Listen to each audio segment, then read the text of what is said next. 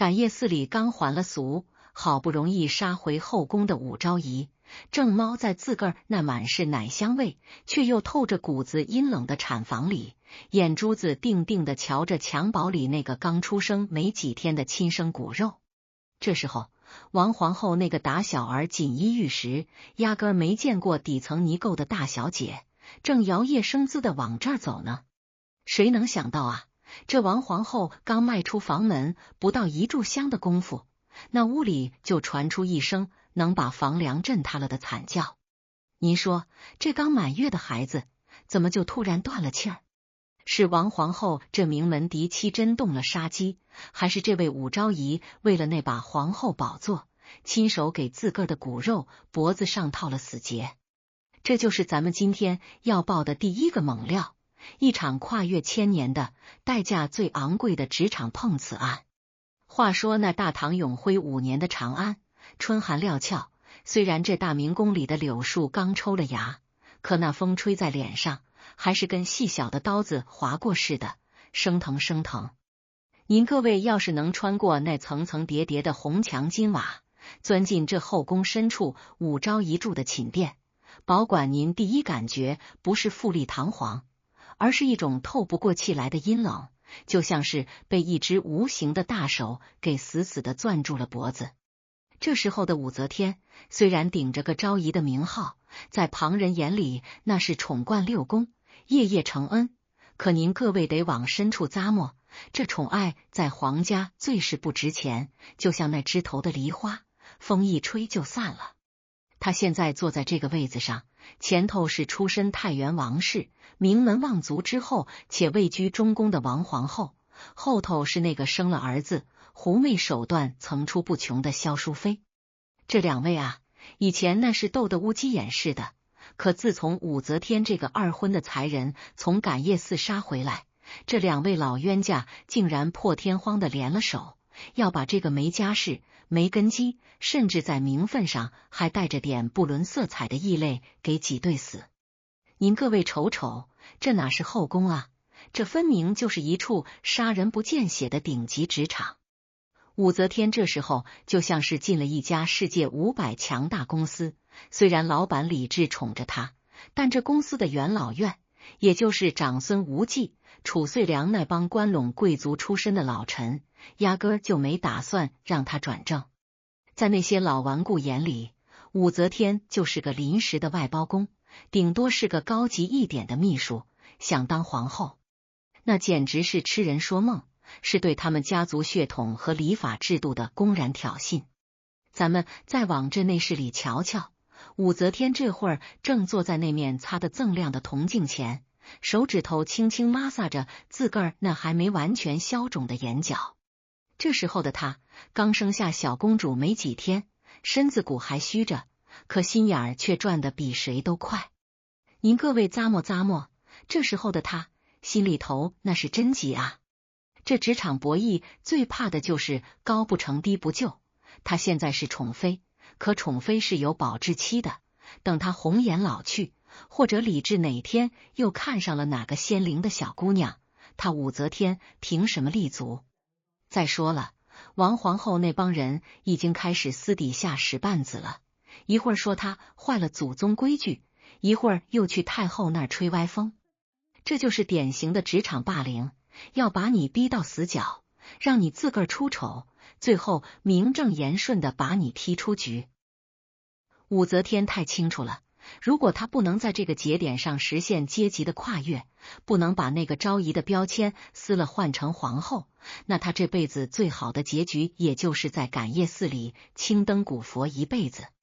这就是困兽之斗，四面八方全是围墙，每一面墙上都涂满了剧毒。换作是您，这时候您是躺平认命，还是豁出命去搏一个前程？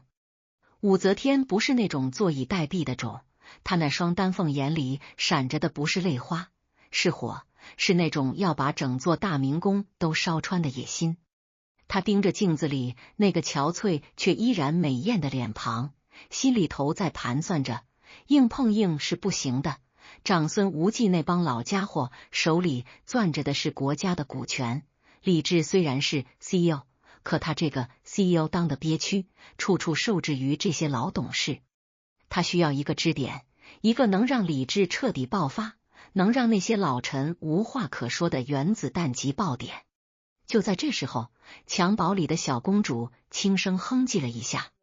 这声音在寂静的寝殿里显得格外刺耳，也格外揪心。武则天低下头，看着这个还没满月的小生命，那眉眼长得极像理智，软糯糯的，像团棉花。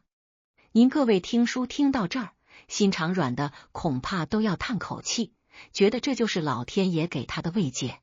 可在武则天的脑子里，这温情只是一闪而过，随之而来的却是一个冷的掉渣的念头。这就是咱们说书里讲的由虚入实，他发现了一个破局点。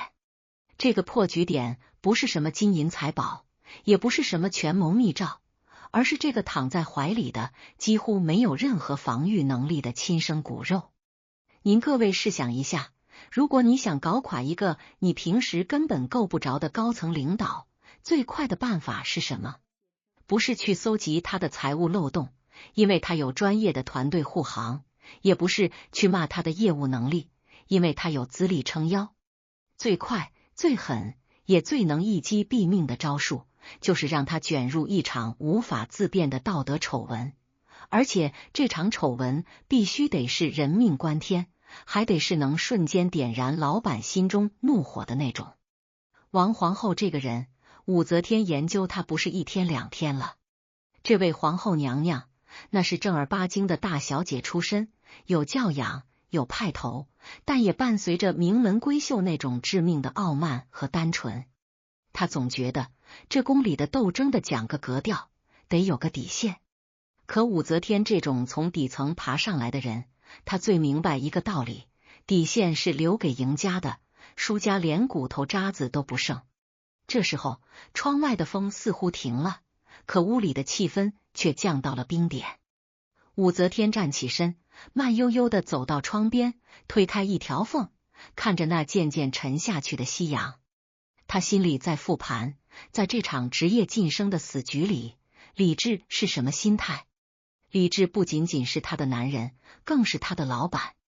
这个老板现在正处于青春叛逆期的尾声，他厌倦了被那帮老臣指手画脚，他渴望权力，渴望能证明自己才是大唐真正的主人。可是理智缺一个借口，缺一个能名正言顺对长孙无忌开火的由头。如果这时候他最心爱的女儿死在了他最厌恶也最阻碍他权力的王皇后手里，您各位想想，这火药桶是不是瞬间就能炸开？这就是高明的职场博弈，你得把你的个人恩怨伪装成老板的战略需求。你得让老板觉得他不仅是在为你出气，他是在为自己证明，是在铲除那些试图控制他的外戚势力。武则天这心思细得跟针似的，狠得跟冰似的。他开始在心里排演，一会儿王皇后肯定会过来。为什么？因为王皇后得装啊，她是嫡母，小公主出生了，她得来表现一下母仪天下的风范。这就是名门包袱，也就是咱们职场里说的无效社交。王皇后觉得这是走个过场，殊不知这过场就是她的断头台。您各位再咂摸咂摸，这时候武则天的心理建设。很多人说她狠毒，说她不是人。可如果您站在她的立场上，您看的是一个必死无疑的未来。如果不除掉王皇后，等理智的热乎劲儿一过，王皇后稍微使个小计策，武则天和她的一对儿女就得消失。这就是职场里的你不裁人，人就裁你。对于武则天来说，这已经不是选择题了，这是一道生存题。她要把自己变成那颗最精准的棋子，哪怕这棋子上沾着的是自己骨肉的鲜血。她在寝殿里反复走动，计算着时间，计算着那些宫女太监进出的频率，计算着理智下班，也就是退朝之后经过这里的时间。每一个环节都必须像严丝合缝的齿轮，差1秒钟，这局就得砸在自己手里。这叫什么？这叫压力下的极致执行力。咱们现在的职场人总说工作压力大，可您跟这位武昭仪比比，人家是在万丈深渊的钢丝上跳舞，还得跳出最优美的姿态。这就引出了一个最现实的人情道理，在权力的博弈场里，所有的感情都是可以被量化的成本。武则天这时候不是在看女儿，她是在看一份昂贵的投名状。她知道这产房里的每一点奶香味，每一声啼哭，最后都会变成李治眼里的怒火，变成王皇后喉咙里的哑言，变成她通向后位最坚实的台阶。她得让这场意外看起来毫无破绽，得让所有的证据都指向那个倒霉的大小姐。您说这是卑鄙？在那个成王败寇的年代，这就是生存的智慧，虽然这智慧带着血腥味。武则天重新坐回床边，轻轻拍了拍孩子，脸上竟然露出了一个极其慈祥却又让人不寒而栗的微笑。这微笑就是这场惊天豪赌的开场白。他已经找准了那个破局点，就在那王皇后即将踏入房门的脚步声里。王皇后这时候心里想的是什么呢？她想的是，既然那个武士生了个小公主，我这个做皇后的于情于理都得过去视察一下，这叫母仪天下的派头，也是给皇上看的一场大度的戏。她压根儿没意识到自己正走向一个精心布置的职场陷阱，而她最大的破绽恰恰就是她引以为傲的贵族修养。您瞧瞧王皇后进门时的那个身段，下巴微微扬着，眼神里带着一种悲天悯人的疏离感。她进了武则天的产房，那鼻子尖儿恐怕都是蹙着的，毕竟这产房里的血腥气和奶腥味，在她这种精致了一辈子的大小姐看来，多少有点失了体面。她进屋的时候，武则天正躺在榻上，脸色惨白，一副弱不禁风刚从鬼门关回来的模样。王皇后这时候心里头恐怕还在冷笑，生个女儿有什么了不起？到底是底子薄，生个孩子就一副要了命的架势。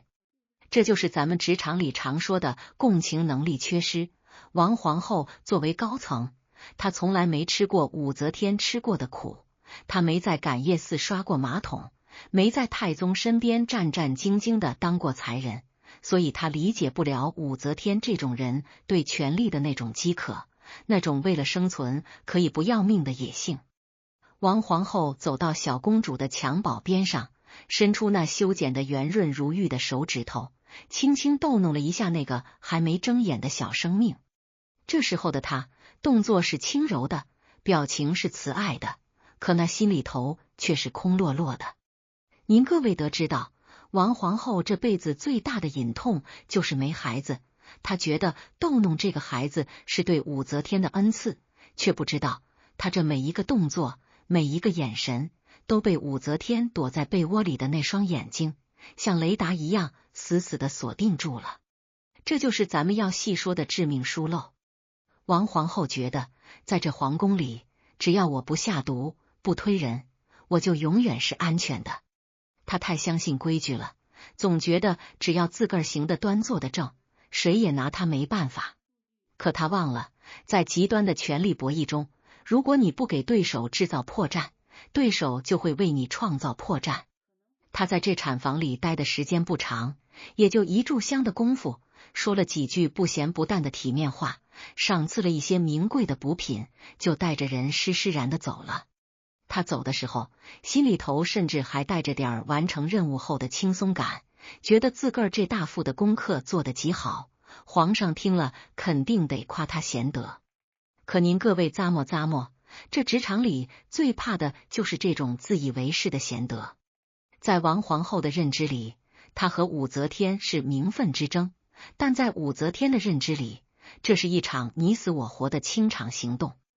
王皇后在离开产房的那一刻，压根儿没回头看一眼。如果她回头，或许能看见武则天那双在黑暗中突然睁开、冷如寒铁的眼睛。咱们把镜头推近了看，王皇后前脚刚走，这产房里的气氛瞬间就变了。那股子原本还算祥和的奶香味，仿佛一下子就被冻住了。武则天从榻上坐起来，动作利落的不像个刚生产完的产妇，那眼神里哪还有半分刚才的虚弱，全是算计，全是那种要把天捅个窟窿的决绝。她心里清楚，王皇后刚才进来的一举一动，已经完美的落入了她的监控预设。王皇后在这里待过，王皇后动过孩子，王皇后走后没有人进来，这3个要素，在那个没有摄像头、没有指纹鉴定的年代，就是最完美的闭环证据链。这就好比在现代职场里，一个高层刚从你的办公室出去，你立马把一份绝密文件给撕了，然后报警说高层偷了商业机密。只要时间点卡得死，只要你表现得足够悲愤，那个高高在上的高层就算有100张嘴也说不清楚。王皇后的疏漏就在于，她太不把武则天当对手了。她觉得这个女人除了长得漂亮，会勾搭皇上，没什么真本事。这种对底层爬上来的人的天然蔑视，成了她送命的引信。您各位再咂摸，王皇后那种贵族式的傲慢，在武则天这种实战派眼里，简直就是满身的漏洞。王皇后身边的宫女太监，一个个也都是眼高于顶，进出这昭仪寝宫的时候，那脚步声都带着一种我是总公司派来的傲气。武则天早就把这些人的脾气秉性摸得透透的，她知道，只要她这边一出事，王皇后那边连个能说清情况的证人都找不出来，因为那些人压根儿没留神，他们觉得这不过是稀松平常的一次走过场。这就是职场里最惨痛的教训，当你进入竞争对手的主场时，你的一举一动都可能被重新解读。王皇后以为她是来施恩的，可在武则天的剧本里，她是来行凶的。这种信息不对称，就是权谋博弈中最致命的武器。这时候，咱们得聊聊这王皇后的心理状态。她出身名门，从小受的教育就是不屑于这种阉杂手段。她觉得武则天再怎么折腾，也不过是个宠妃。她背后有长孙无忌，有满朝的关陇贵族，有皇室的礼法宗庙。她觉得自个儿做的是万年牢，这皇后之位是刻在族谱里的，谁也撬不动。这种心理，咱们在现实生活中见得多了。那些在体制内、在大单位里待久了的老员工，总觉得自个儿有编制、有关系，就敢跟那些拼了命要往上爬的新人叫板。可您得知道，当老板理智开始对这些老势力感到厌烦，当老板想要寻找一个能帮他冲破阻碍的代理人时，你那些所谓的背景和资历，统统都会变成老板眼里的红布，只会让他更想冲过来把你顶个稀巴烂。王皇后还在凤辇上摇摇晃晃的回宫，心里盘算着晚上要不要请皇上过来用膳。她哪里知道，就在她离开不到5分钟的时间里，这个世界已经为她准备好了一场再也醒不过来的噩梦。这其实就是一种降维打击。王皇后用的是规则和礼法，而武则天用的是人性和绝望。当一个人决定舍弃掉自己作为母亲的最后一丝温情，决定把最宝贵的东西摔碎在对手面前时，王皇后那种温文尔雅的博弈方式，瞬间就变得像小孩子过家家一样可笑。武则天在产房里听着王皇后的凤辇声越来越远，她低头看了看那个还在熟睡、什么都不知道的孩子。那一刻，她的心里或许有过挣扎，但在权力的天平上，那点微弱的母性很快就被那座沉甸甸的皇后宝座给压得粉碎。她不仅要破局，她还要借着王皇后的手，把那些压在她头顶上的关陇贵族们一并铲除。这种一箭双雕的心机，王皇后这种在温室里长大的名门闺秀，恐怕到死都琢磨不透。咱们说书人讲到这儿，得给各位提个醒，在人情世故里，最危险的时候，往往是你觉得自己最体面、最占理的时候。王皇后觉得自己占尽了先机，觉得自个儿大度贤德，却不知道这种虚伪的体面正是武则天最好的切入点。这哪是婆媳过招，这分明就是一场赌上命的博弈。话说这王皇后的凤辇声渐行渐远，那珠翠碰撞的叮当声，在这深宫的长廊里拖出了一道长长的、透着傲慢的尾音，终于是听不见了。此时此刻，这间产房里的空气仿佛被霜打过一般，冷得能掉下渣子来。您各位咂摸咂摸，这屋子里静得连根针掉地上都能听见回响，只有那红烛偶尔爆个火花，啪的一声，惊得人心尖儿都跟着颤悠。武则天这会儿正半倚在靠枕上，刚才面对王皇后时那种卑微、顺从，甚至带着点讨好的神色，像一张廉价的剧照，被她亲手从脸上撕了个干净。她那双细长的凤眼，在摇曳的烛火下显出一种幽幽的绿光，像极了在荒原上守了一整夜，终于等到猎物落入陷阱的饿狼。她身边连个贴心的宫女都没留，全被他寻个由头打发去外间忙活了。这叫什么？这叫清场。在最高级的职场博弈里，最核心、最见不得光的动作，永远是发生在绝对的私密空间里，因为接下来的每一秒都是在跟天理抗衡，是在跟自个儿的心肝肉做殊死搏斗。武则天缓缓转过头，盯着襁褓里那个还没满月的小公主。这孩子长得真俊啊，粉雕玉琢的，这会儿睡得正香，小嘴儿还不时的吮吸两下，那是在梦里找奶吃呢。您说，换做一般的娘亲，这时候心不得化成一滩水。可武则天不是一般人，她是那个刚从感业寺的苦海里爬出来，见识过人性最脏最烂一面的求生者。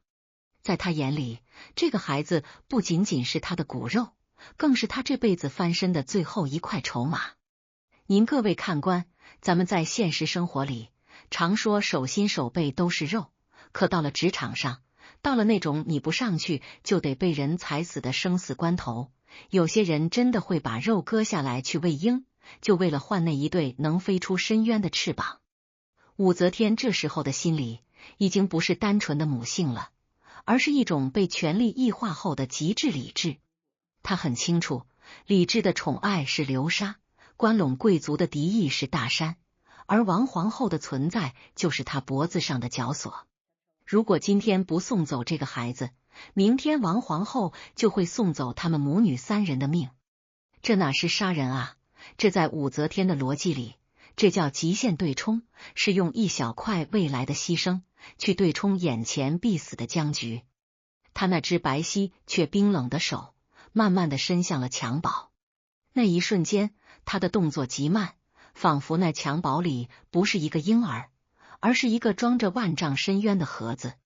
他脑子里飞快的闪过这几年的屈辱，在太宗病榻前战战兢兢的每一个夜晚，在感业寺青灯古佛下洗得发白的手指，还有回宫后王皇后那轻蔑的眼神。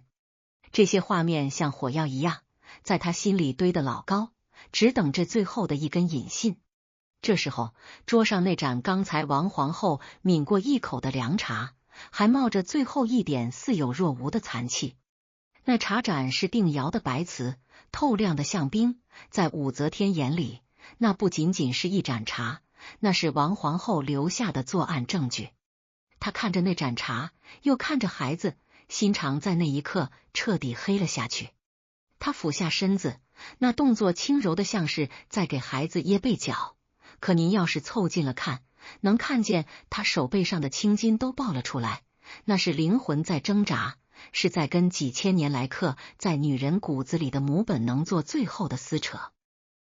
哇的一声，孩子受了惊，哭了一嗓子，可这哭声还没来得及传出房门，就被一双颤抖却坚决的手给死死的捂了回去。您各位闭上眼想想，那是什么画面？是这世间最温暖、最该给孩子安全感的地方，变成了一个密不透风的铁笼子。武则天的眼睛里没有泪，只有一种近乎疯狂的冷静。他感受着手掌下那个小生命最后的挣扎，那力量微弱的，就像一只断了翅膀的蝴蝶在扑棱。那一刻，时间仿佛停滞了。这间产房变成了历史的一个黑洞，把所有的伦理、道德、慈爱统统吞噬得一干二净。等到手掌下的动静彻底消失，等到那个粉嫩的小身躯变得僵硬冰冷，武则天这才猛地松开手。他跌坐在踏板上，大口大口地喘着气，那冷汗顺着鬓角往下淌，把那一头乌发都给浸透了。这哪是杀了一个孩子啊，这是他把心里的那个人给彻底掐死了。从这一刻起，大唐再也没有了那个温婉的武昭仪，有的只是一个披着人皮、心似铁石的权谋机器。这种静默是死一样的寂静，是那种能让人发疯的静。武则天盯着孩子，眼神里闪过一丝极短的哀痛，可转瞬间就被一种近乎扭曲的成就感给压了下去。她迅速站起身，把那襁褓重新整理好，盖上那床绣着百子千孙的锦被，看起来就像孩子还在安稳的睡着一样。然后她走到桌边，盯着那盏凉茶，伸手把它稍微挪动了一下位置，让它看起来更像是王皇后随手放下的模样。这叫什么？这叫犯罪现场还原。在现代职场里，这就是那些顶级的高手，在挖坑之后，不仅要埋了你，还要在坑上面种上花，让人觉得这坑是你自个儿挖好了跳进去的。武则天的这一连串动作，流水般顺滑，没有一丝一毫的迟疑。这种心理素质，您各位咂摸咂摸，那是得在多少次生死博弈中才能练就出来的冷血专业主义。这时候，外间的宫女大概是觉得屋里太静了，隔着帘子问了一句：“娘娘，小公主醒了吗？该换尿片了吧？”武则天深吸一口气，那声音竟然听不出一丝波澜，平稳的像是一汪古井水。不急，孩子睡得正香，王皇后刚才逗弄了半天，这会儿累了，你们且在外面候着，别惊了小主子的好梦。这话里藏着的刀子，足以把空气都割裂。他这就是在给自己争取时间，也是在给王皇后制造不在场证明消失的最后倒计时。他坐在床边，就那么直勾勾的守着一具尸体，那画面诡异的能让人做噩梦。这哪是产房啊，这分明就是一处即将爆发的火山，而武则天就是那个亲自按下了引爆钮的人。您说这事儿做的绝不绝？狠不狠？咱们在现实中总觉得有些事儿不可能，觉得人不至于此，可您得看那是多大的力。对于武则天来说，这孩子的命就是她通向权力巅峰的敲门砖。她用这块砖把自己最后一点作为女人的弱点给敲碎了。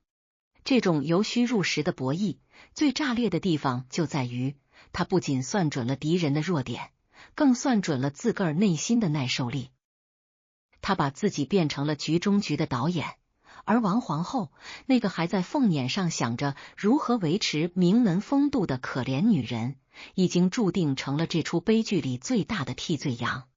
这产房里的每一寸阴影，都记录了一个女人如何通过扼杀母性，去换取那份凌驾于万民之上的神性。这种交换，代价大得离谱，但武则天连眼皮都没眨一下。咱们讲人情世故，最怕的就是这种无底线博弈。因为当你的对手连亲生骨肉都能舍弃的时候，你手里那些所谓的背景、资历、规矩，统统都成了笑话。王皇后在外面修的是名声，武则天在屋里修的是狠劲。名声这东西，一旦沾上血，就再也洗不干净了。而狠劲这东西，只要能赢，历史这支笔最后还是得听赢家的。武则天这时候坐在黑暗里，大概已经在脑子里构思好了，待会儿理智进来时，她该怎么哭，怎么叫，怎么用那撕心裂肺的哀嚎，把这产房里的静默变成一场足以掀翻大唐天空的风暴。这李治推门而入的时候，脸上还挂着那种当爹的憨笑，嘴里还念叨着：“朕的小公主醒了没？让朕瞧瞧是不是又长俊了。您瞧瞧，这哪像个威严的帝王，这就是个下班回家想抱孩子的普通男人。”可武则天这时候的反应，那真叫一个影后级的爆发。她原本静静的坐着，等李治的脚尖刚迈过门槛，她那张脸就像是开了闸的洪水，瞬间从麻木变成了惊恐，再从惊恐变成了那种能把人心抠碎了的凄厉。她没有立马说话，而是先扑到床边，发出一声压抑在嗓子眼里的，甚至带着点破风相嘶哑声的干嚎，然后整个人像是脱了骨头似的瘫在那儿，手指颤抖着指向那个一动不动的襁褓。这就是最高级的情绪演技，不直接告诉你发生了什么，而是用一种极致的恐惧诱导你自个儿去发现那个残酷的真相。李治这心咯噔一下，脸上的笑还没来得及撤下去，就僵在了那儿。他三步并作两步冲上前，一把掀开锦被。那一刻，这产房里的空气仿佛被火点着了，又瞬间掉进了冰窟窿。李治看着那个脸色青紫、已经没了呼吸的女儿，整个人像是被雷给劈了，半晌没回过神来。这时候，武则天动了，她爬过去死死抱住李治的大腿，哭的那叫一个撕心裂肺，嘴里喊着：“陛下，救救孩子！刚才还好好的，刚才皇后娘娘还抱着他笑，怎么这一转脸，孩子就没气了呀？您各位咂摸咂摸这话里的讥讽，这叫精准制导，一句话就把火引到了王皇后身上，而且说的极其巧妙，不说是王皇后杀的，只说王皇后刚走。这就给李治留下了一个巨大的、充满恶意推测的心理空间。在职场里，这就叫汇报艺术。你不需要直接告黑状，你只需要提供一些看似碎片化，实则指向性极强的事实，让老板自个儿在大脑里完成逻辑闭环。李治这时候正处于极度的悲痛和愤怒之中，人的大脑在受激状态下是最容易受人摆布的。他看着孩子，在听着武则天这如杜鹃啼血般的控诉，脑子里飞快地闪现出王皇后那张整天冷冰冰、名门大小姐似的脸。他心想，是啊，王后一直没孩子，她极度武士，她怕这孩子分了她的宠，除了她，还有谁敢在这深宫大内动朕的骨肉？这就是武则天最毒的一招。他利用了李治对关陇贵族长久以来的那种逆反心理。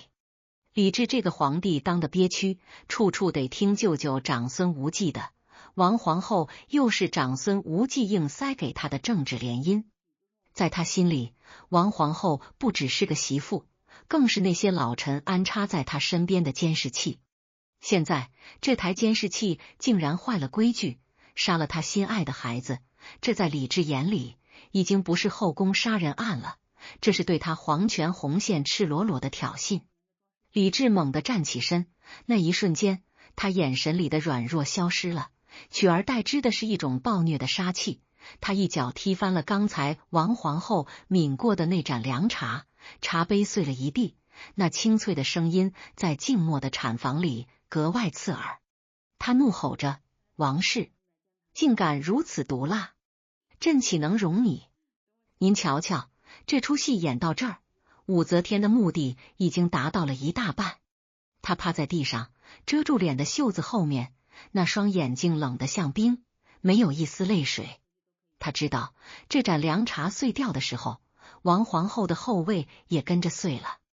这就是残酷的人情映射。当一个老板想要找茬裁掉一个老员工时，他缺的往往不是理由，而是一个能让他站在道德制高点上的导火索。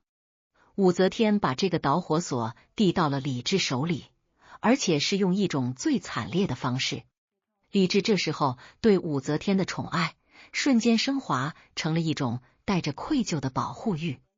他觉得这个女人太可怜了，为了跟自个儿好，不仅背负了骂名，现在连唯一的指望都被那个恶毒的女人给掐死了。他在产房里来回踱步，每一步都踩在武则天预设的节点上。他甚至都没去想过要找太医验尸，没去想过要找宫女复合，因为在极致的情绪压迫下，真相已经不重要了，重要的是他需要发泄，需要找回一个当家做主的尊严。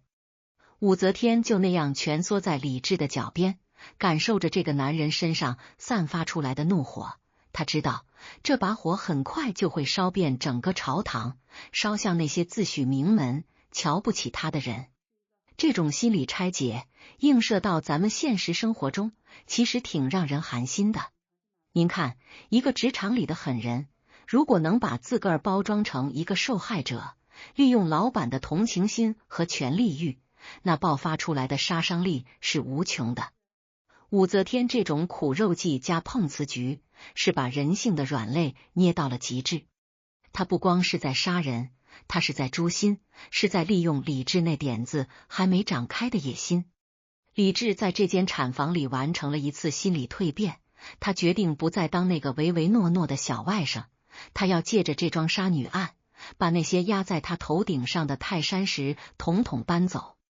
武则天抬起头，脸上挂着泪痕，看着那个暴怒的君王，他心里明白，这场由他亲手导演、亲手主演的血色大戏，已经拿到了通往胜利的入场券。接下来的路虽然依旧步步惊心，但他手里已经攥住了李治最深的愧疚和最狂的怒气。这哪是产房啊，这分明就是一座祭坛。武则天献祭了自个儿的母性，献祭了女儿的命，换来了大唐最有权势的那个男人彻底的倒戈。李治紧紧搂住武则天的肩膀，声音颤抖地说：“媚娘，你放心，朕定会给你一个交代，给咱们死去的孩儿一个交代。”武则天把头埋在李治怀里，在无人看见的角度，嘴角微微勾起了一个极细微、极残忍的弧度。这场博弈，他不仅定位精准，而且在情绪释放的那一刻，把所有人的底牌都给洗得干干净净。这就是顶级强者的思维，只要能达成终极目标，任何代价都是可以被接受的，哪怕那代价沉重到无法呼吸。话说这产房里的啼哭声虽说是止住了，可这大唐朝堂上的惊天巨浪才算是刚开了个头。您各位咂摸咂摸，这消息传的比那长门宫的冷风还要快，不出半日的功夫，整个长安城的权贵圈子里就炸了锅了。这武昭仪的亲生闺女，竟然在王皇后探视之后就莫名其妙的断了气，这哪是后宫的一桩私房事啊？这简直是往平静的湖心里扔了个能开山裂石的震天雷。武则天这时候的高明之处就在于，她根本不需要自个儿拎着喇叭去满大街嚷嚷，她只需要在那儿哭，哭得肝肠寸断，哭得让李治看一眼就觉得心口窝像被热油给烫了似的。这种弱者攻势，在职场博弈里那是最高段位的杀招，叫做道德定向爆破。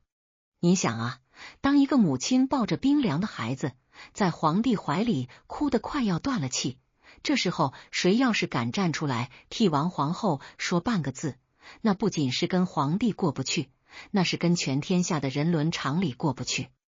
武则天这一哭，就把自个儿稳稳地定在了道德的最顶端，而把王皇后和她背后的关陇集团一脚踹进了杀人害命的泥潭里。这时候，长孙无忌、褚遂良这帮子关陇老臣正聚在自个儿府里头面面相觑，那脸色是一个比一个难看。这些老狐狸在朝堂上横行了一辈子，什么样的权谋诡计没见过？可他们这辈子最怕的就是这种不讲道理、只讲情绪的降维打击。您说，如果是武则天贪污受贿了，或者是干政了，这帮老臣能引经据典，用10000条祖宗家法把他给拍死。可现在人家是死了一个闺女，还是死在你们宝剑的皇后手里。这就好比在一家公司里，老董事会一直保着那个傲慢的总经理，结果这总经理涉嫌害死了新晋红人的孩子。这时候你老董事会再出来讲什么规矩，讲什么出身，那在员工眼里，在老板眼里，你这就不是在讲理，你这是在包庇杀人犯。长孙无忌这帮人原本手里攥着的是礼法这张王牌，可武则天用一条小命生生把这张牌给变废了。他们原本想在朝堂上弹劾武则天妖媚惑主，可现在话到嘴边，愣是憋得脸通红也吐不出来。您说这时候怎么说？说王皇后是冤枉的，证据呢？产房里就他们俩。说武则天自个儿干的，这话谁敢信啊？虎毒不食子，这不仅是常识，这是人性的底线。长孙无忌这时候才发现，他们这帮搞了一辈子政治的高手，在武则天这种敢拿亲生骨肉当赌注的狠人面前，简直就像是穿着西装革履的绅士撞见了一个赤身肉搏、满身血污的疯子。你手里那根文明棍儿压根儿就没处使。这就是舆论战里的定性陷阱。武则天利用李治的愤怒，先给这件事儿定了性，这就是一场针对他这个弱势群体的谋杀。接下来，他就开始在后宫和前朝之间织一张细细密密的网。他让那些平时受过他恩惠，或者被他吓破了胆的小太监、小宫女们，有意无意的在那些老臣家属耳边吹风，说什么皇后娘娘平时就嫌弃这孩子，说什么亲眼瞧见皇后娘娘进屋时脸色铁青。这些似是而非的小道消息，就像是长了翅膀的毒针，扎得关陇集团那帮人的名声千疮百孔。这就是现代职场里最阴损也最有效的办公室传言，不需要实证，只需要毁掉你的职场形象。王皇后以前那种名门大小姐的清高，这时候全变成了众人口中傲慢狠毒的佐证。她以前不爱搭理那些低级嫔妃，人家现在就说她目中无人；她以前管理后宫严厉点，人家现在就说她草菅人命。舆论这东西就像这大唐的春雨，润物细无声。等长孙无忌他们反应过来的时候，王皇后已经成了大唐头号毒妇，连带着他们这些保皇后的老臣也都被贴上了是非不分的标签。您各位咂摸咂摸，这时候李治在想什么？李治坐在龙椅上，看着底下那帮平时吆五喝六，动不动就拿先皇一命压他的老臣们，一个个低着头，抿着嘴，像吃了哑药似的。他心里头那个痛快呀，简直比喝了1000年人参汤还舒坦。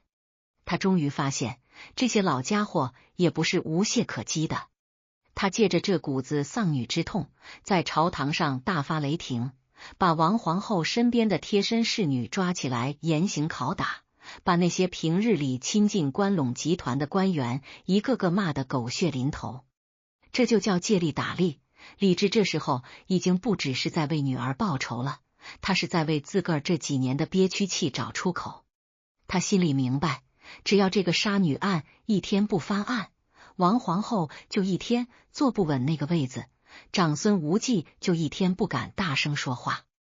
而武则天就在这漫天的哭声和怒吼声中，悄悄地完成了从被霸凌的宠妃到正义的受害者的华丽转身。他不再需要去讨好那些老臣，他只需要继续在那儿哀哀欲绝，自然会有那些想投靠新势力的机灵鬼儿跳出来替他冲锋陷阵。这就是人情世故里的一个大忌，当你占据绝对优势的时候，千万别把对手逼到死路，因为死路尽头的人往往能爆发出你无法想象的破坏力。关陇集团当初就是太想把武则天赶尽杀绝，太想维护那个所谓的纯洁血统，结果逼得武则天玩了这一出玉石坟。现在他们这帮老臣被架在火上烤，退一步是丢了皇后的位子，那是动了集团的根基；进一步那是跟皇帝的丧女之痛死磕，那是自绝于天下公论。您说这哑巴亏吃的深不深？长孙无忌在自个儿书房里，恐怕把那上好的桃核宴都给摔碎了好几方。他聪明一世，怎么也没想到，最后竟然栽在一个还没满月的婴儿手里。他开始意识到，大唐的天要变了，不是因为政策变了，也不是因为边关打仗了，而是因为后宫里多了一个连命都不要的疯子。这种博弈映射到咱们现实生活里，其实就是那种舆论战和公关战。您看现在有些公司出事了，明明是高层决策失误，可人家就能引导成竞争对手恶意抹黑，或者是底层员工家庭不幸，利用社会大众的同情心，瞬间把火引到别处去。武则天这一手就是公关界的祖师爷，他把自个儿的悲剧变成了一把指向敌人的利剑，而且这把剑还是借着皇帝的手挥出去的。关陇集团那些原本引以为傲的条条框框，在这一刻全成了束缚他们自个儿的绳索。他们越是想讲道理，就显得越冷血，越是想保皇后，就显得越虚伪。这种有理说不清的困境，就是武则天送给他们的第一份大礼。而这场舆论的飓风还只是个前奏，真正的职场大清洗才刚刚露出那带血的獠牙。武则天在这场博弈里表现出了一种惊人的耐心和冷静。她不仅在哭，她还在观察。她观察谁在犹豫，谁在落井下石，谁还在对长孙无忌忠心耿耿。这些名单，她都在心里的小账本上一笔一笔的记着呢。等这阵子舆论的风头过去，等李治彻底下定了废后的决心，这些名单上的每一个人都得为了那夭折的小公主陪葬。这哪是单纯的报复啊，这是最高明的组织重组。他要借着这场血案，把大唐的决策层彻底清洗一遍，换上那些只听他和李治话的心血。这就是为什么武则天能当女皇，而王皇后只能当废后的原因。王皇后只看到了眼前的宠爱，长孙无忌只看到了手中的权力，而武则天，她从那个孩子断气的一瞬间，就看到了未来几十年的江山如画。话说这产房里的啼哭声虽说是止住了，可这大唐朝堂上的惊天巨浪才算是刚开了个头。您各位咂摸咂摸，这消息传的比那长门宫的冷风还要快，不出半日的功夫，整个长安城的权贵圈子里就炸了锅了。这武昭仪的亲生闺女，竟然在王皇后探视之后就莫名其妙的断了气，这哪是后宫的一桩私房事啊？这简直是往平静的湖心里扔了个能开山裂石的震天雷。武则天这时候的高明之处就在于，她根本不需要自个儿拎着喇叭去满大街嚷嚷，她只需要在那儿哭，哭得肝肠寸断，哭得让李治看一眼就觉得心口窝像被热油给烫了似的。这种弱者攻势，在职场博弈里那是最高段位的杀招，叫做道德定向爆破。你想啊，当一个母亲抱着冰凉的孩子，在皇帝怀里哭得快要断了气，这时候谁要是敢站出来替王皇后说半个字，那不仅是跟皇帝过不去，那是跟全天下的人伦常理过不去。武则天这一哭，就把自个儿稳稳地定在了道德的最顶端，而把王皇后和她背后的关陇集团一脚踹进了杀人害命的泥潭里。这时候，长孙无忌、褚遂良这帮子关陇老臣正聚在自个儿府里头，面面相觑，那脸色是一个比一个难看。这些老狐狸在朝堂上横行了一辈子，什么样的权谋诡计没见过？可他们这辈子最怕的就是这种不讲道理、只讲情绪的降维打击。您说，如果是武则天贪污受贿了，或者是干政了，这帮老臣能引经据典，用10000条祖宗家法把他给拍死。可现在人家是死了一个闺女，还是死在你们宝剑的皇后手里。这就好比在一家公司里，老董事会一直保着那个傲慢的总经理，结果这总经理涉嫌害死了新晋红人的孩子，这时候你老董事会再出来讲什么规矩，讲什么出身，那在员工眼里，在老板眼里，你这就不是在讲理，你这是在包庇杀人犯。长孙无忌这帮人原本手里攥着的是礼法这张王牌，可武则天用一条小命，生生把这张牌给变废了。他们原本想在朝堂上弹劾武则天妖媚惑主，可现在话到嘴边，愣是憋得脸通红，也吐不出来。你说这时候怎么说？说王皇后是冤枉的，证据呢？产房里就他们俩。说武则天自个儿干的，这话谁敢信啊？虎毒不食子，这不仅是常识，这是人性的底线。长孙无忌这时候才发现，他们这帮搞了一辈子政治的高手，在武则天这种敢拿亲生骨肉当赌注的狠人面前，简直就像是穿着西装革履的绅士撞见了一个赤身肉搏、满身血污的疯子。你手里那根文明棍儿，压根儿就没处使。这就是舆论战里的定性陷阱。武则天利用理智的愤怒，先给这件事儿定了性，这就是一场针对他这个弱势群体的谋杀。接下来，他就开始在后宫和前朝之间织一张细细密密的网。他让那些平时受过他恩惠或者被他吓破了胆的小太监、小宫女们，有意无意的在那些老臣家属耳边吹风，说什么皇后娘娘平时就嫌弃这孩子，说什么亲眼瞧见皇后娘娘进屋时脸色铁青。这些似是而非的小道消息，就像是长了翅膀的毒针，扎得关陇集团那帮人的名声千疮百孔。这就是现代职场里最阴损也最有效的办公室传言，不需要实证，只需要毁掉你的职场形象。王皇后以前那种名门大小姐的清高，这时候全变成了众人口中傲慢狠毒的佐证。她以前不爱搭理那些低级嫔妃，人家现在就说她目中无人；她以前管理后宫严厉点，人家现在就说她草菅人命。舆论这东西就像这大唐的春雨，润物细无声。等长孙无忌他们反应过来的时候，王皇后已经成了大唐头号毒妇，连带着他们这些保皇后的老臣也都被贴上了是非不分的标签。您各位咂摸咂摸，这时候李治在想什么？李治坐在龙椅上，看着底下那帮平时吆五喝六，动不动就拿先皇一命压他的老臣们，一个个低着头，抿着嘴，像吃了哑药似的。他心里头那个痛快呀，简直比喝了1000年人参汤还舒坦。他终于发现，这些老家伙也不是无懈可击的。他借着这股子丧女之痛，在朝堂上大发雷霆，把王皇后身边的贴身侍女抓起来严刑拷打，把那些平日里亲近关陇集团的官员一个个骂得狗血淋头。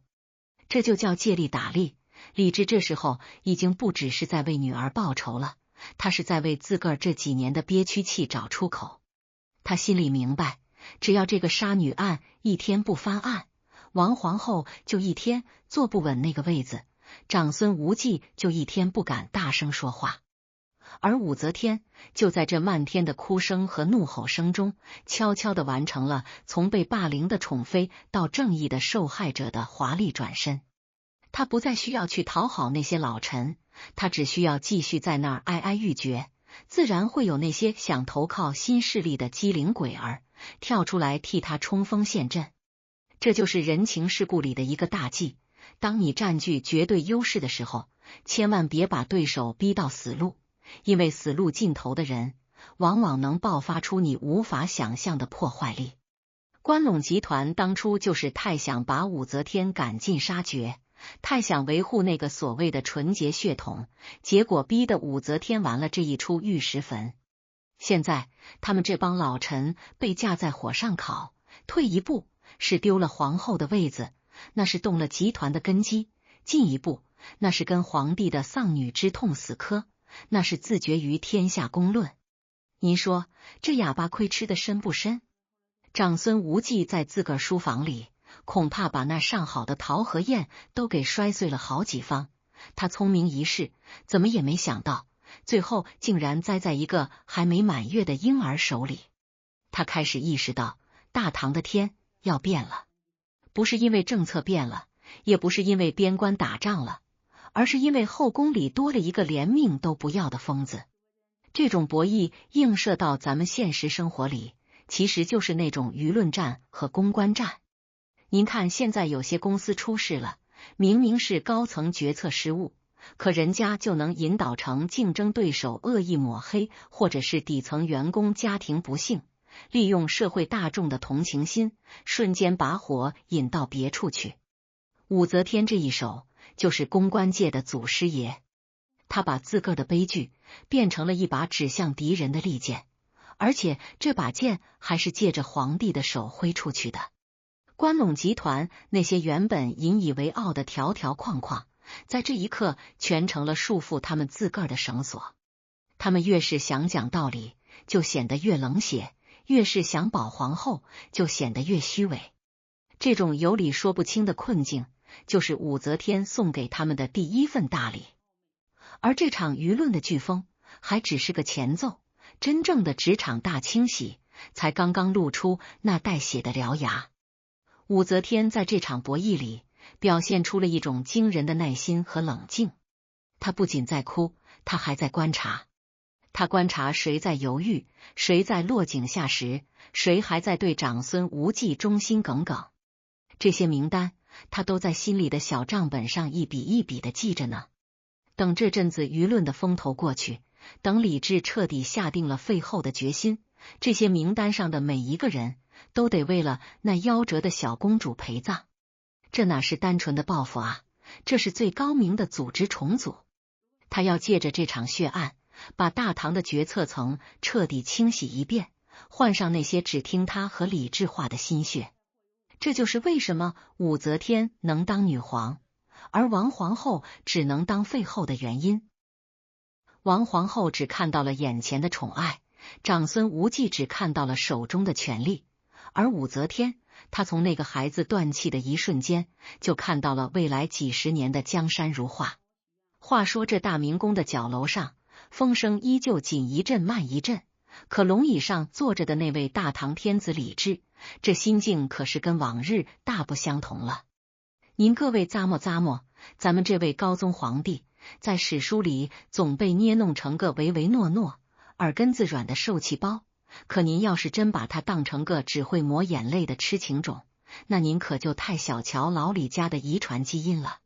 在这产房血案发生后的头几天，李治确实是哭得肝肠寸断，守着武昭仪那是寸步不离。在外人眼里，这皇上是被丧女之痛给击垮了，是对武士疼到了骨子里。可您往深了瞧，在那红肿的眼皮子底下，李治那双眼睛里闪过的不光是悲，还有一种如释重负，甚至有点按捺不住的兴奋。这叫什么？这叫政治联觉。对于一个被舅舅长孙无忌压制了数年，连立个妃子都要看老臣脸色的年轻 CEO 来说，这个夭折的小生命不仅是他的骨肉，更是上天赐给他的一把最锋利、最见血，且谁也无法指摘的屠龙刀。他这不是在单纯的为爱发狂，他是在借着这股子泼天的怨气，完成一场皇权的暗度陈仓。您各位闭上眼，想想那朝堂上的肃杀气。李治以前开会，那是长孙无忌说一，他不敢说二；褚遂良在那儿引经据典，他只能点头称是。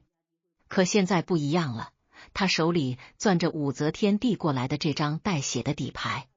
他在大殿上拍着桌子吼，嗓子都哑了，指着那些平日里自诩国之栋梁的老臣，唾沫星子乱飞的问他们：朕的女儿死了，在朕的后宫里，在朕的眼皮子底下被人掐死了，你们平时讲的那套礼法在哪儿？你们保举的那位贤德皇后在哪儿？这就是顶级职场里的借口置换术。李治聪明就聪明在，他绝口不提权力分配，他只提丧女之痛。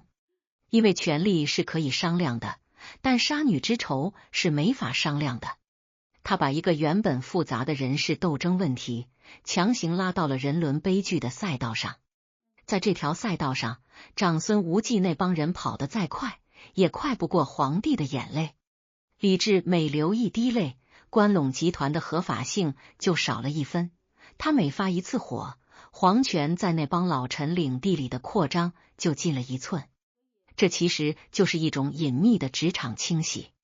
李治借着调查杀女案的名义，开始往后宫、往禁卫军，甚至往中书省里安插自个儿的人马。以前他想动个人，长孙无忌地问：这人出身哪家？有什么资历？现在李治一句话就给顶回去了：朕要查案，朕要找几个贴心的人查害死朕女儿的凶手，舅舅难道也要拦着吗？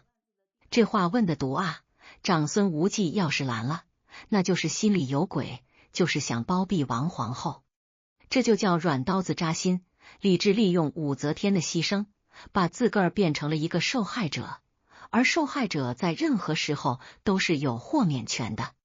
他在龙椅上坐得越来越稳，那腰杆子也挺得越来越直，因为他发现，只要他表现得足够悲愤，足够不讲理，那些平时拿道理压人的老臣就得往后缩。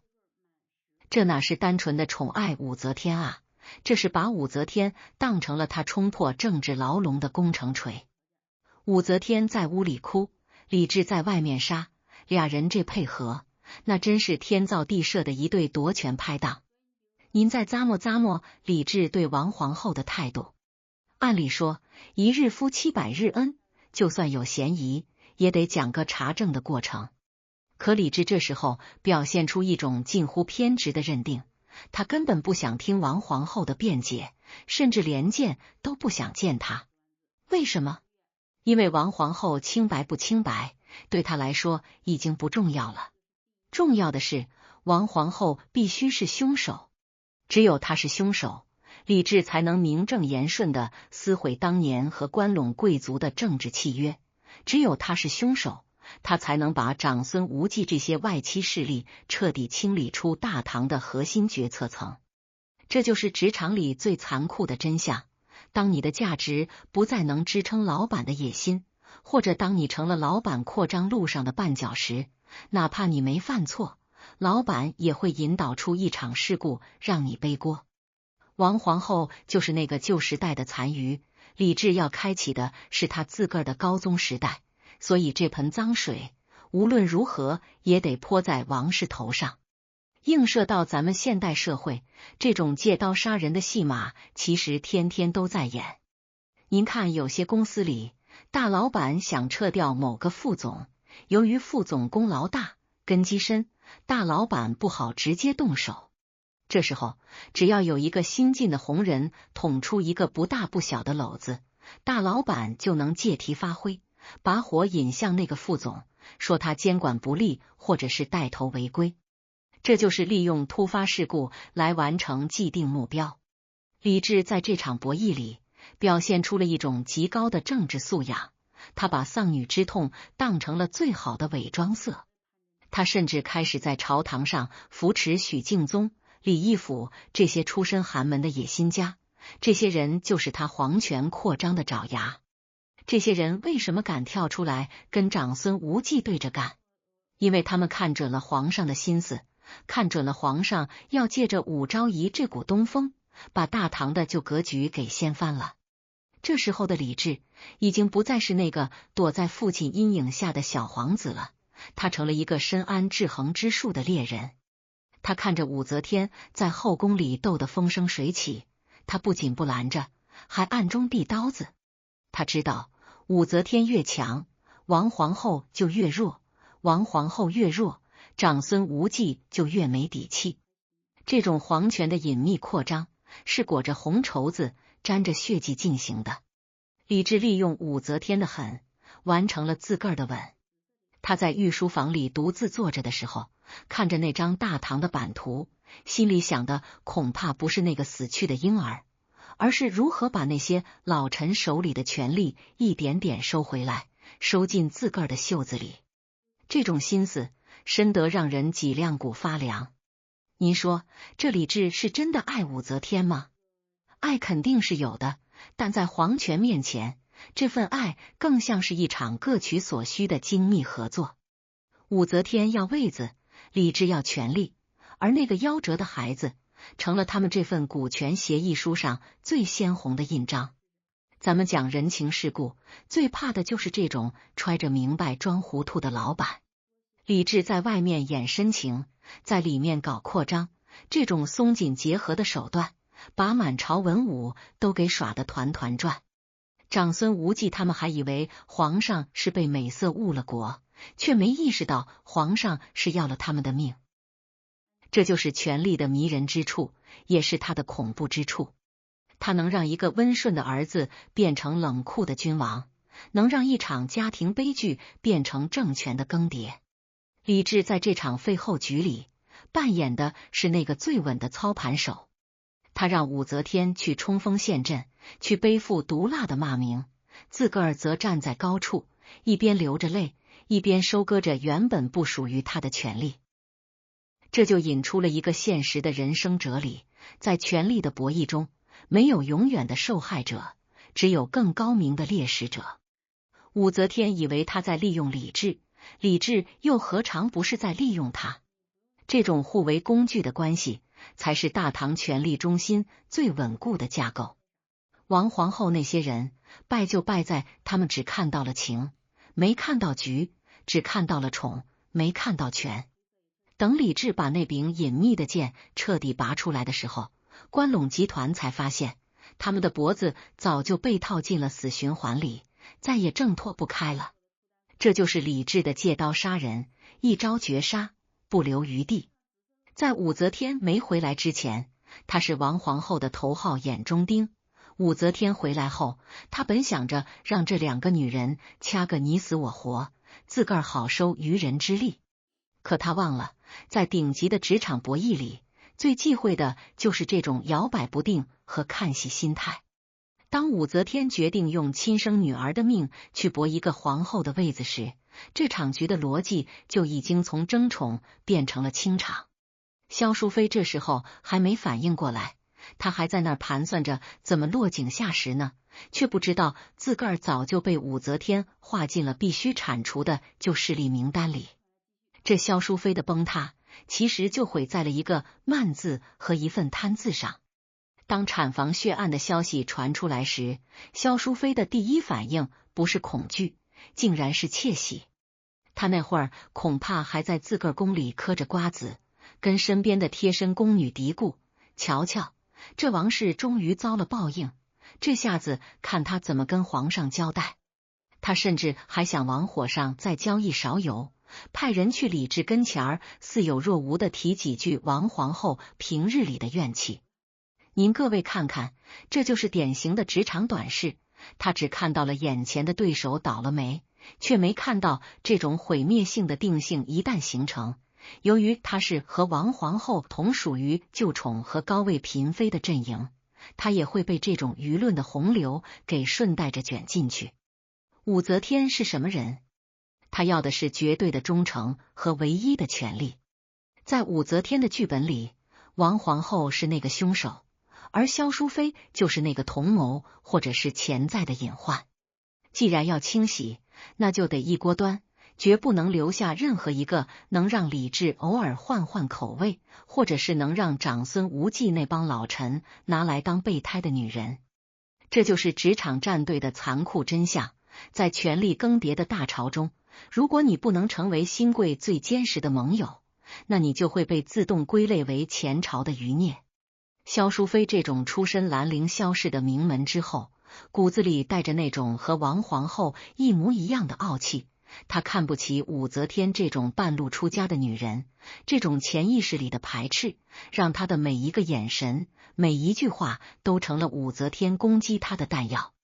武则天在李治怀里哭的时候，可不光是控诉王皇后，她还会时不时地带上一句：陛下，臣妾在这宫里孤苦无依，除了皇后娘娘，连萧姐姐也看臣妾不顺眼，臣妾真怕哪天连自个儿也保不住了。这话听着是在自保，实则是在给李治心里扎刺。李治那时候正愁没理由把那些跟他不对付的旧势力一网打尽呢。武则天递过来的这把刀，不仅砍向了王皇后，也顺带着把萧淑妃的根基给刨了。您各位再咂摸咂摸萧淑妃这时候的表现，那真叫一个昏招迭出。他看王皇后倒了台，不仅不避嫌，反而开始在后宫里招摇过市，觉得这皇后的位子王氏坐不得，那自然该轮到他这个有儿子的淑妃了。他开始频繁地接触那些关陇集团的外围官员，试图给自个儿也找个依靠。这种行为在李治眼里那简直就是找死。李治现在最烦的就是后宫干政和外戚勾结，萧淑妃这时候往枪口上撞，那不是给武则天送人头吗？武则天抓住这个机会，稍微动动手指头，就把萧淑妃勾结王皇后余党，意图毒害武昭仪的帽子给扣了上去。这招叫株连陷阱，一旦你被牵扯进这种杀人害命的重案里，任何辩解都显得那么苍白无力。萧淑妃被禁足的那一天，大明宫的雨下得特别大，她跪在殿外想求见李治，可回应她的只有武则天寝宫里传出来的隐隐约约的笑声和李治那句冷冰冰的不见。这种连带崩塌映射到咱们现在的职场里，其实特别有警示意义。您看，有些公司里大领导换届，两个副总斗得不可开交，最后其中一个因为账目问题被查了。这时候，平时跟这个副总走得近的人，哪怕你本身没参与贪污，只要你没在第一时间跟新领导表忠心，或者你还在那儿打着小算盘想接替那个位置，新领导第一个要清算的就是你。因为在他看来，你和那个倒台的副总是一脉相承的，留着你就是留着祸根。萧淑妃就是没看透这一点，她总觉得自个儿有儿子，有底气，却忘了在武则天这种连自个儿女儿都能豁出去的人面前，一个还没长大的儿子根本算不上什么保险箱。萧淑妃最后的结局，大家都知道，那是惨不忍睹。可咱们得拆解一下她临死前那种歇斯底里的崩溃。她在冷宫里对着墙壁破口大骂，诅咒武则天来世变老鼠，自个儿要变猫去抓她。这种弱者的诅咒，其实反映了她内心最深层的无力感。她到死都没明白，自个儿不是败在了美貌上，也不是败在了家世上，而是败在了对权力本质的认知误差上。她把后宫当成了选美场，武则天却把后宫当成了绞肉机。当武则天把那盏带血的凉茶端到李治面前时，萧淑妃的死刑就已经提前宣判了。武则天这种连坐的手段，不仅彻底清空了李治的后宫，也把长孙无忌这些老臣最后的一点念想给掐断了。他们原本还想着，如果废了王皇后，立萧淑妃也能接受，毕竟萧氏也是名门。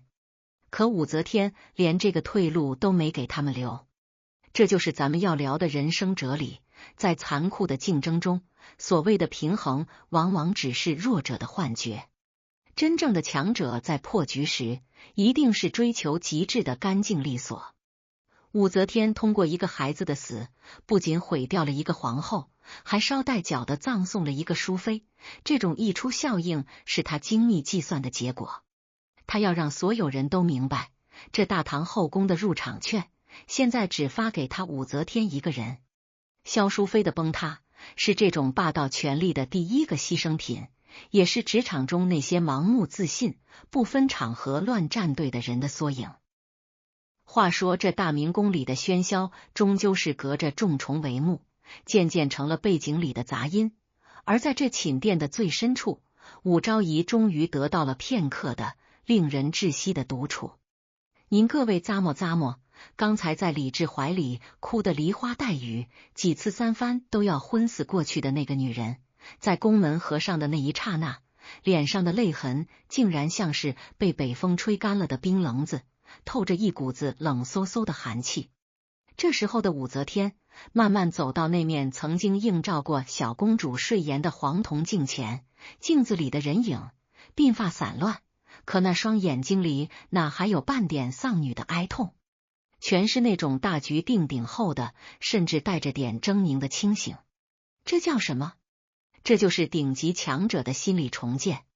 在咱们现实职场里，您要是想成大事，就得学会这种冷血的自我格式化，把所有的感性、软弱，还有那点子没用的母性，统统像垃圾一样清理干净，只留下最理性的算计。武则天盯着镜子里的自个儿，他知道，从这一刻起，他再也不是那个可以躲在男人身后撒娇的宠妃，他成了自个儿亲手打造的这尊杀神。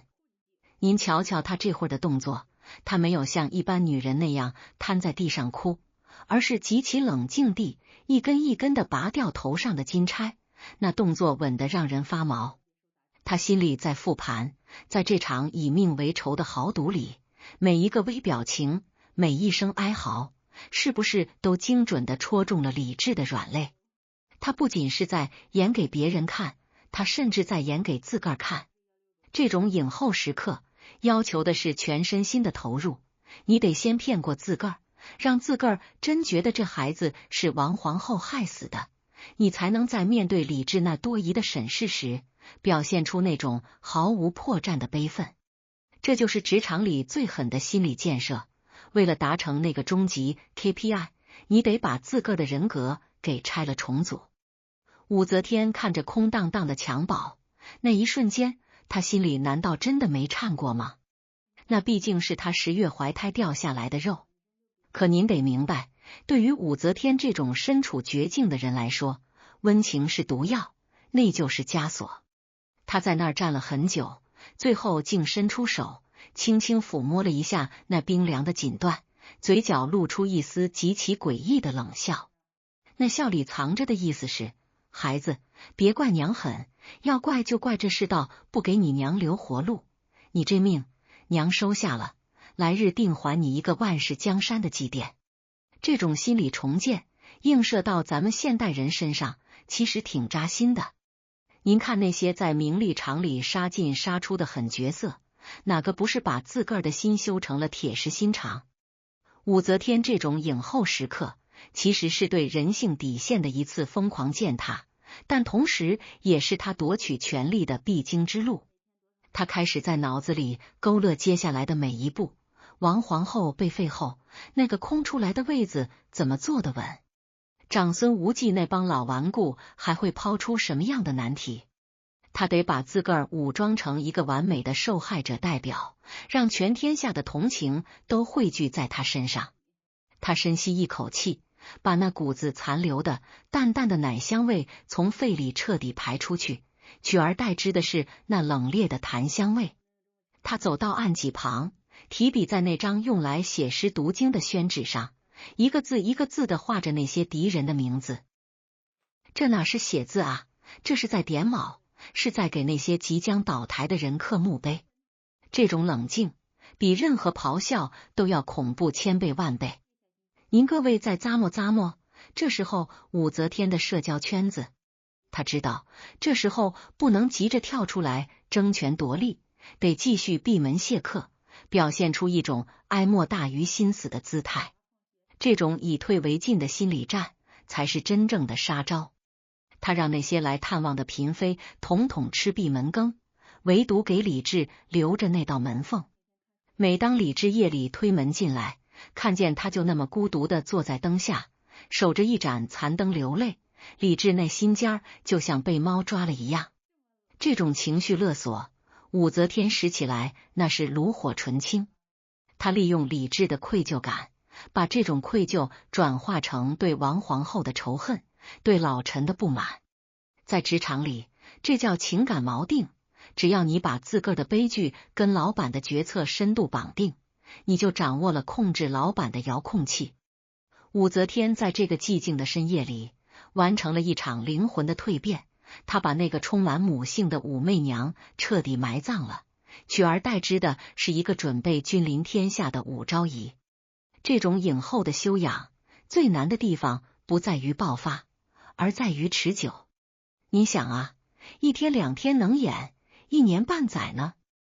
武则天就得这么一直演下去，演到她真正坐上皇后宝座，演到那些知情人都进了棺材。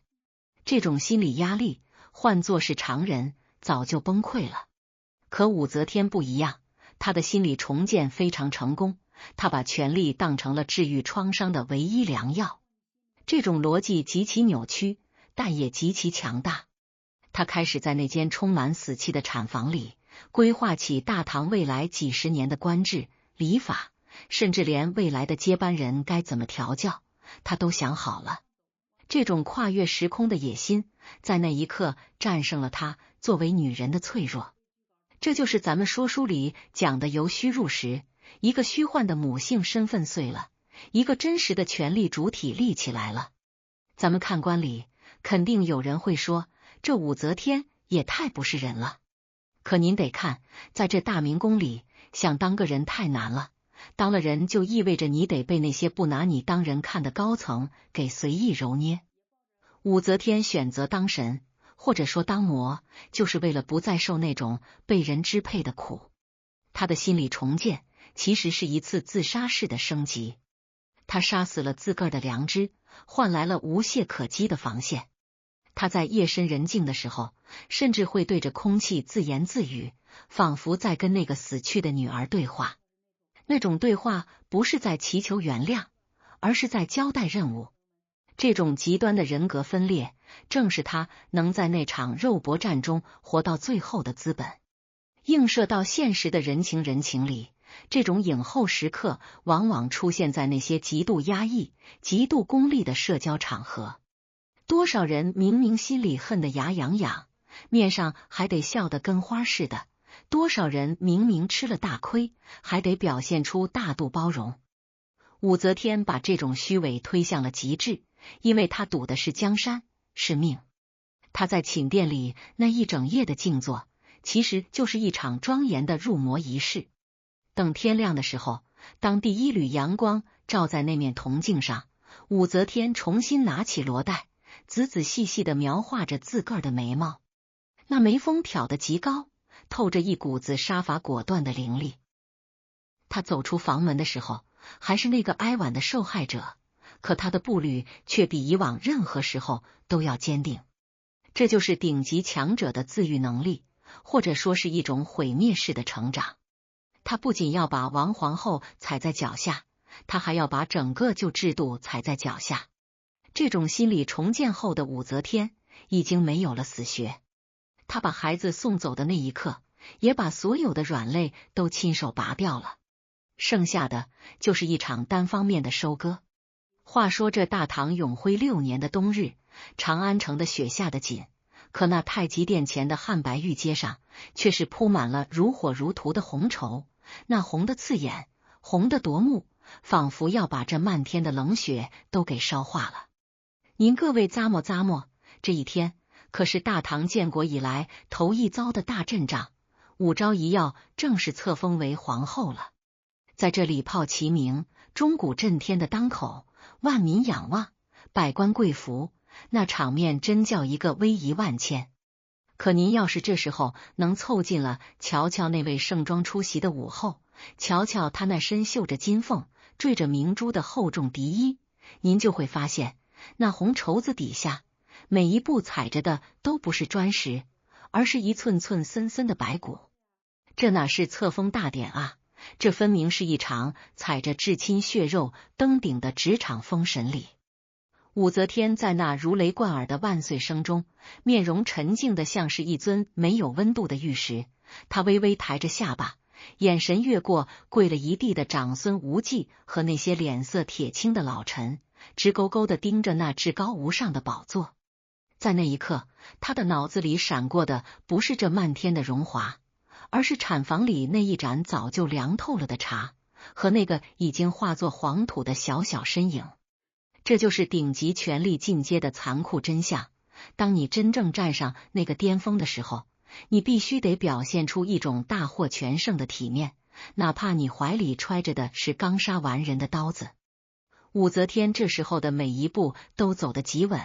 那涤衣的长摆拖在红地毯上，发出细微的沙沙声，那声音在武则天听来，就像是小女儿临终前那机不可闻的挣扎。可她连眉头都没皱一下，这就是咱们聊的职业素养。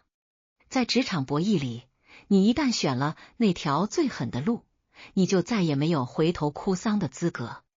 他现在的红妆是拿命换来的底色，他的威严是拿人性献祭后的利息。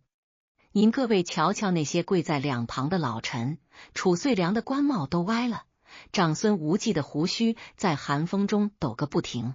这些昔日里高不可攀的职场天花板，如今统统成了这位新后的注脚。武则天用事实告诉他们，规矩是死人定的，而命是自个儿搏出来的。那种赢家通吃的气场，在这大典的每一寸空气里疯狂蔓延，压得那些讲了一辈子礼教的老学究们连大气都不敢喘。咱们再往这红妆里头剥一层皮瞧瞧。册封大典上，李治看着他的武后一步步走近，那眼神里满是如愿以偿的痴迷和如释重负的快慰。在他眼里，他终于保护了这个受尽委屈的女人，终于给死去的女儿报了仇，终于把那个碍眼的王皇后塞进了冷宫。可您各位咂摸咂摸，这李治真就那么单纯？非也。在这红妆与白骨的交织中，李治看到的是皇权的彻底回收。这一场大典不仅是给武则天正名，更是给大唐的关陇时代送终。这就是最高明的职场双赢，武则天得到了名分，李治得到了实权，而那个夭折的孩子，就是他们这场世纪大单里最昂贵的印花税。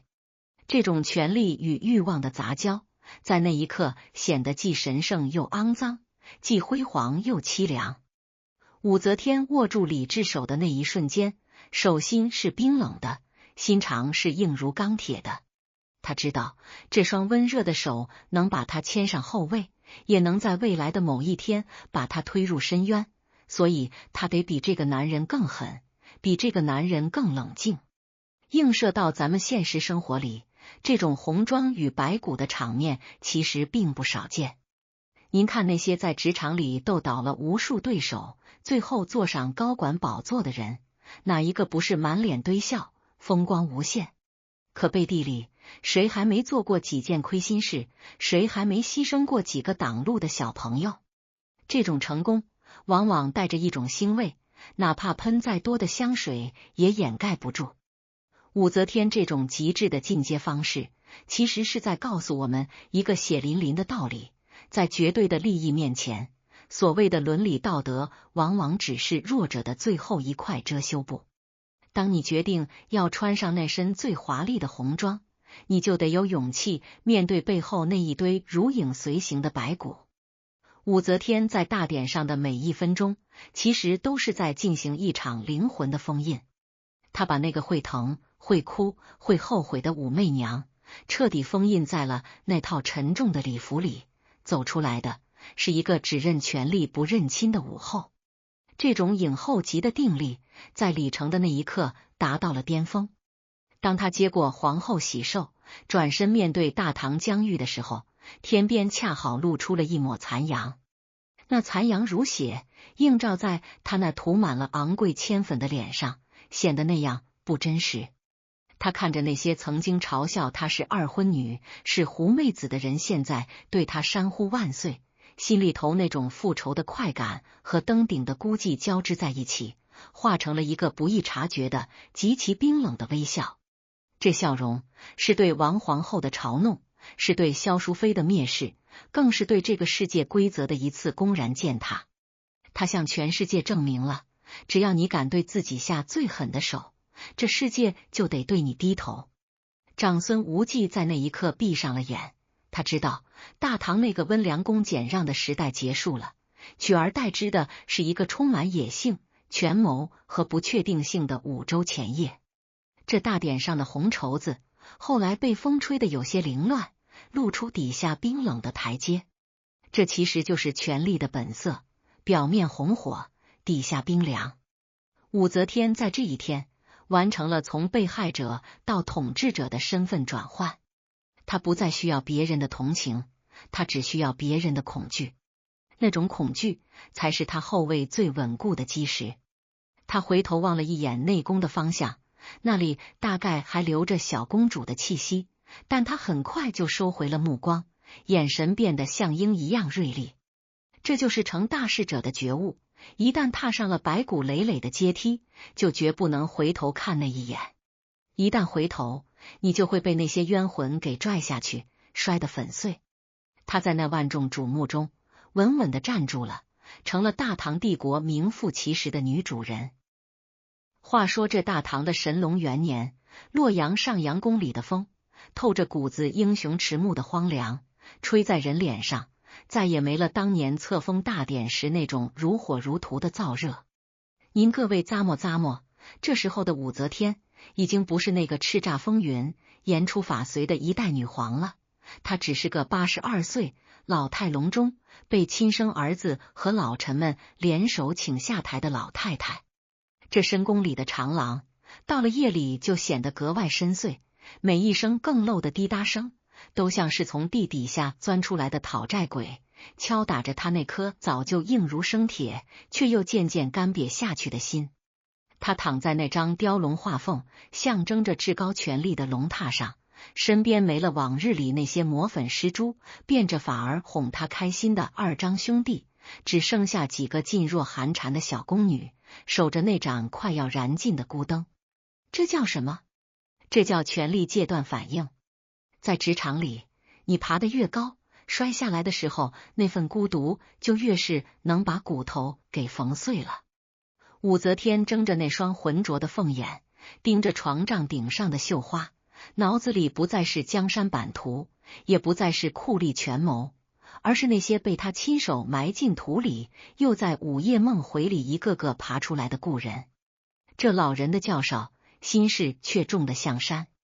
您各位闭上眼琢磨琢磨，当这一辈子的恩怨情仇都成了过眼云烟，当那身沉重的黄袍换成了素净的睡衣，武则天在那死一样的寂静里，最怕听见的是什么？是猫叫，还是婴儿的啼哭？传说她晚年最怕猫，说是当年萧淑妃临死前咒她阿五为鼠，无为猫，生生扼其喉。这其实是心理学上的负罪感具象化。可比猫叫更让她追心的，恐怕是那永徽5年产房里的一阵死寂。在那半梦半醒之间，她仿佛又回到了那个充满奶香味和血腥气的午后。她看见那个粉雕玉琢的小女儿正冲着她吐奶泡泡呢。那一瞬间，她那双杀伐果断了一辈子的手竟然没来由的抖了起来。这哪是做梦啊，这是跨越了半个世纪的人性拷问。在顶级的博弈局里，你可以骗过皇帝，骗过满朝文武，甚至骗过历史，可你终究骗不过自个儿那颗肉长的心。这种晚年的心理崩塌，映射到咱们现实生活里，其实是特别凄凉的一种职场返还。您看那些年轻时为了上位不择手段，甚至连家亲眷属都能豁出去的狠角色，到了干不动、说不上话的时候，最怕的就是算总账。武则天在晚年的那些日子里，开始疯狂地信佛，大造佛像，往深了说，那不是慈悲，那是恐惧。他想用那些金身大佛挡住身后那些冤魂的指指点点。他看着镜子里那个满脸褶子、头发稀疏的老妇人，心里头恐怕在问：这江山我做了，这万岁我听了，可我到底留下了什么？儿子恨他，孙子怕他，连那个他最对不起的女儿，都成了他通往权力巅峰的一块带血的砖。这种赢了一辈子，最后输给孤独的滋味，比毒药还要难以下咽。您各位咂摸咂摸，武则天临终前的那道遗嘱。她临死前竟然下旨去掉了帝号，改称则天大圣皇后，还要跟李治合葬。这哪是简单的回归家庭啊，这是这位顶级操盘手在生命的最后一刻做出的最后一次风险对冲。他明白，武周的旗帜已经倒了，李家的江山回来了。如果他还死抓着那个皇帝的名头不放，那等待他的可能就是掘墓鞭尸、挫骨扬灰。他选择回到李家媳妇的身份，那是给儿子李显一个台阶，也是给自个儿求一个入土为安的保障。这种由实入虚的转身，是他这辈子最后的一场演技。他在那无字碑前留下的，不仅仅是空白，更是一种看透了权力荒诞后的彻底沉默。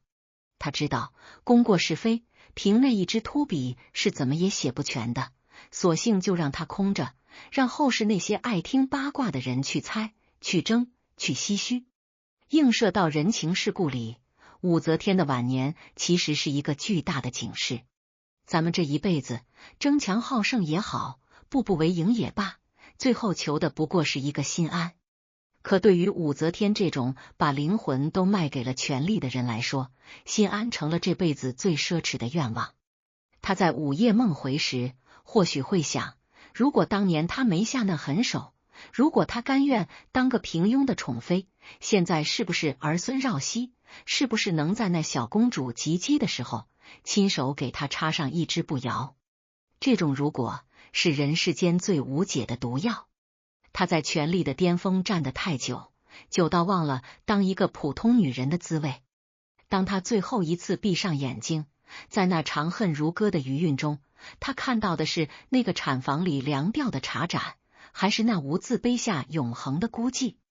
这哪是长恨啊，这分明是一场关于欲望与代价的终极辩证法。武则天用一辈子的狠辣换来了一座丰碑，却也留下了一个永远无法填补的黑洞。这就是咱们今天要聊的历史爆料的底色。权谋的尽头是虚无，人性的底色是救赎。哪怕强如女皇，在那最后一抹斜阳下，也只是个想回家，却发现家门早已被自个儿亲手锁死的过客。这故事讲到这儿，不仅仅是讲那宫墙里的血雨腥风，更是讲给咱们这些在红尘里打滚的人听，有些台阶是万万踩不得的，因为那一脚下去，可能就是一辈子的梦魇。一代女皇武则天在通往巅峰的每一步，究竟留下了多少无法言说的罪与罚？从那一盏带血的凉茶，到晚年上阳宫里的猫叫，我们拆解的不只是宫斗，更是深不可测的人性黑洞。他赢了江山，却在无字碑前留下了永恒的沉默。这无字碑下藏着的到底是绝世的聪明，还是无法面对的余生？欢迎在评论区留下您的见解，最让人意外的翻盘赢家。